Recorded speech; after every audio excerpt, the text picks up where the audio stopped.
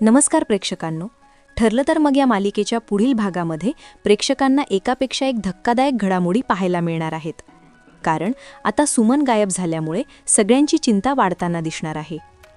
Suman सायलीला phone करते आणि काहीतरी महत्त्वाचं सांगण्यासाठी तिला त्या ठिकाणी बोलावते. सायली घाईघाईने तिथे पोचते, पण तिथे सुमन नसते. सायली आजूबाजूला पाहते, सुमनला आवाज देते, पण काहीच प्रतिसाद मिळत नाही. त्यामुळे सायली घाबरून जाते. तेवढ्यात अर्जुन आणि चैतन्य देखील तिथे येतात.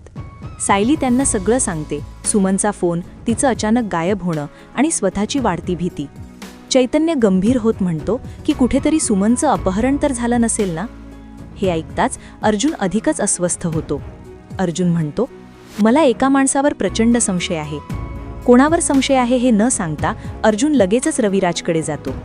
रविराजशी बोलताना अर्जुनला एक धक्कादायक गोष्ट कळते.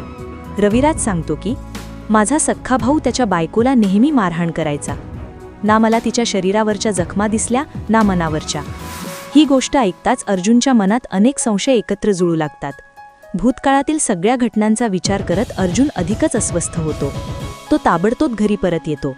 घरी येतच अर्जुन आणि चैतन्य घराच्या अंगणमध्ये उभे असतात. तेथूनच अर्जुन पोलिसांना फोन करतो आणि म्हणतो, माझी काकू काही तासांपासून बेपत्ता आहे. तिचा कुठेही संपर्क होत नाहीये. यानंतर अर्जुन आणखी एक मोठा खुलासा करतो.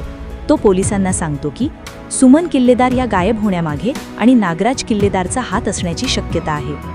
अर्जुनचा संशय आता खात्रीत बदलू लागलेला असतो. आता खरा प्रश्न असा आहे की सुमनला खरंच कुणी किडनॅप केला आहे का?